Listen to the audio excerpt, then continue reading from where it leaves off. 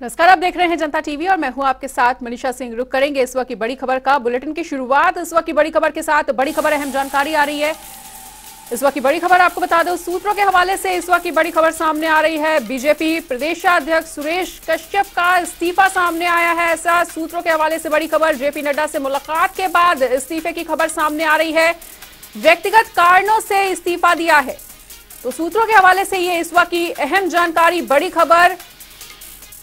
दिल्ली में जेपी नड्डा से मुलाकात के बाद उन्होंने इस्तीफा दिया है और दिल्ली में जेपी नड्डा को सौंपा है इस्तीफा। सूत्रों से इस वक्त की बड़ी खबर सामने आ रही है। वहीं व्यक्तिगत कारणों से इस्तीफे का हवाला दिया गया है और शिमला से सांसद भी हैं सुरेश कश्यप। तो इस वक्त की बड़ी और अहम जानकारी, दिल्ली में जेपी नड्डा को इस्तीफा सौंपा है। सूत्रों के हवाले से यह बड़ी खबर। जेपी नड्डा से मुलाकात के बाद इस्तीफे का फैसला लिया है।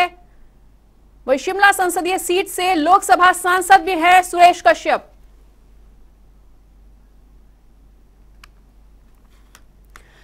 और इसी बड़ी खबर पर अधिक जानकारी के लिए हमारे साथ जुड़ने जा रहे हैं हमारे ब्यूरो चीफ विकास शर्मा। तो विकास, सुरेश कश्यप के इस्तीफे की खबर सामने आ रही है सूत्रों के हवाले से, क्या कुछ ताजा जानकारी, क्या कुछ वजह सामने आ रही है?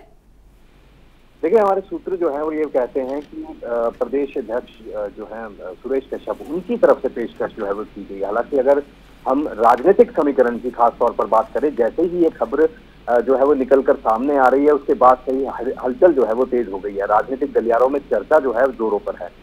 दरअसल सबसे बड़ी वजह ये भी है इसकी, क्योंकि शिमला नगर निगम के चुनाव हैं और ऐसे में अगर पिछले कल की हम बात करें तो लगातार बैठकों का दौर जो है वो देखा गया, बैठकें जो है वो चल रही थी और खुद सुरेश कश्यप बतौर प्रदेश अध्यक्ष यहाँ पर एक अहम बैठक लेते नजर आए, जिसमें जो पार्टी मुख्यालय है दीप कमल, उसी के अंदर एक बैठक हुई जिसमें जितने भी 34 वार्ड के जो प्रत्याशी हैं नगर निगम शिमला के, उन सब प्रत्याशियों के साथ मंत्रणा की गई, चर्चा की गई।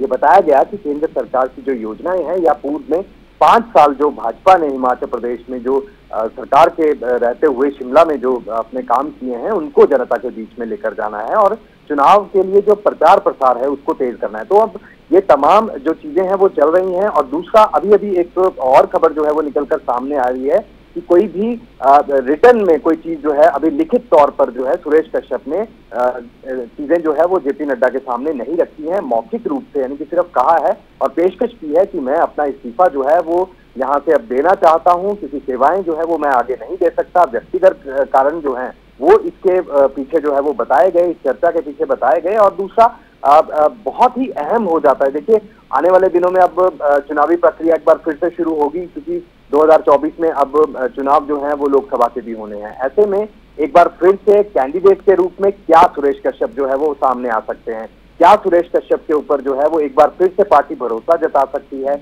या फिर ये उनकी क्या है कि आप मुझे 2 पदों पर मत रखिए, क्योंकि जो जिम्मेवारी है उसका निर्वहन करना यहाँ पर बेहद मुश्किल हो रहा है। प्रदेश अध्यक्ष के तौर पर जब उन्होंने अभी जितने भी चुनाव जो हैं पिछले हुए, चाहे वो बाईपोल्स की बात कर लीजिए या फिर पिछले विधानसभा चुनावों की अगर बात करें, तो बहुत अच्छी परफॉर्मेंस जो है वो उनकी नहीं रही है। शायद एक बड़ी वजह ये भी हो सकती है कि एक जो चीज सामने आ रही है वो यही है कि उनको जिम्मेवारी जो उनको दी जा रही है, क्योंकि इससे पहले जो प्रदेश अध्यक्ष थे डॉक्टर राजीव बिंदल थे और महज 2-3 महीने के लिए जो है उनका कार्यकाल रहा और उसके बाद से ही आप ये मान के चलिए कि 2020 से जून से जो है उनका कार्यकाल शुरू हुआ। तो इस जून में इनका कार्यकाल जो है वो समाप्त हो रहा था और उससे ठीक पहले, और वो भी तब जब नगर निगम शिमला के चुनाव है। नगर निगम शिमला के चुनाव अपने आप में बहुत ही अहम हो जाते हैं। जो भाजपा है उसका कब्जा यहाँ पर जो है वो नगर निगम शिमला में था। और आप ये देखिए कि किस तरह से अगर इनकी तरफ से इस्तीफे की पेशकश जो है सुरेश कश्यप की तरफ से अगर की जा रही है, तो क्या उसके सियासी मायने यहाँ पर निकले, क्योंकि चर्चा जो है वो जोरों पर है और कहीं ना कहीं जो कांग्रेस के जो प्रत्याशी हैं उनमें खुशी की लहर जो है वो देखी जा रही है कि एक तरफ जहां जयराम ठाकुर जो हैं, जो कि नेता प्रतिपक्ष हैं और पूर्व में मुख्यमंत्री रहे हैं, वो कोरोना पॉजिटिव हैं, लिहाजा वो अभी चुनाव प्रचार पर जल्दी तो वो आ नहीं पाएंगे। दूसरा, सुरेश कश्यप जो है अगर वो इस्तीफा दे देते तो उनकी तरफ से भी जो है चीजें नहीं आ पाएंगी। अब बात आती है कि आखिरकार अगर सुरेश कश्यप का इस्तीफा अगर मंजूर कर लिया जाता है, अगर लिखित रूप से वो देते हैं और उसके बाद मंजूर अगर वो कर लिया जाता है जेपी नड्डा की तरफ से, तो आखिरकार हिमाचल प्रदेश में अब बीजेपी की कमान संभालेगा कौन? तो उसके लिए कई नाम जो है उनकी चर्चा लगातार यहाँ पर की जा रही है। सबसे पहले जो नाम है वो राज्यसभा सांसद सिकंदर कुमार है, उनका नाम है, या फिर राज्यसभा सांसद जो है जो महिला सांसद हैं उनका नाम जो है वो यहाँ पर सामने आ रहा है। इसके साथ ही रणधीर शर्मा जो कि पूर्व में कई अहम पदों पर यहाँ पर रहे हैं, राजीव भारद्वाज हैं, त्रिलोक जम्वाल हैं।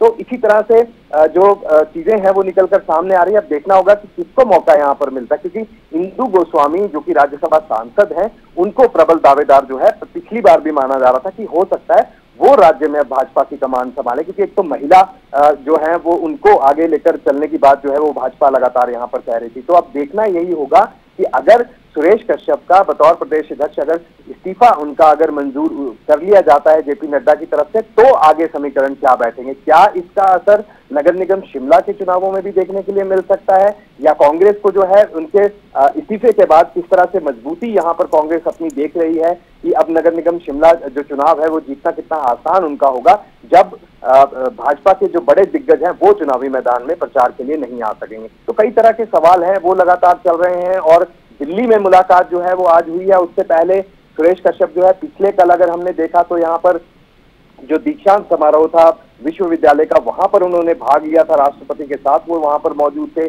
और लगातार, क्योंकि ये बड़े पहले से समीकरण जो है वो जोड़े जा रहे थे कि आखिरकार प्रदेश अध्यक्ष जो है उनको बदला जा सकता है। तो आखिरकार अगर उनको बदला जा सकता तो अभी तक क्यों नहीं बदला गया, क्यों आखिरकार सुरेश कश्यप ने ही पेशकश की, और अब जो पेशकश उनकी तरफ से की गई है मौखिक रूप से, क्या इसके पीछे कोई और भी कारण हो सकता है। क्योंकि अभी तो सुरेश कश्यप ये कह रहे हैं कि मेरे व्यक्तिगत कारण हैं जिनकी वजह से मैं सेवाएं जो हैं बतौर प्रदेश अध्यक्ष अब भाजपा को हिमाचल में नहीं दे पाऊंगा, क्योंकि अभी वो सांसद के रूप में भी सेवाएं जो हैं वो लोकसभा सांसद भी शिमला सीट से हैं। तो ऐसे में क्या वो अगला चुनाव लड़ सकते हैं, क्या उनके ऊपर पार्टी एक बार फिर से भरोसा करे, कई तरह के ये सवाल हैं। लेकिन अहम यही है कि नगर निगम शिमला का चुनाव सर पर है और विड्रॉल का जो डेट है, जो वापस जो नाम वापस लेने की जो प्रक्रिया है वो अगले कल होनी है। लिहाजा अब पूरी तरह से पार्टियां जो हैं वो चुनावी मैदान में उतर रही हैं।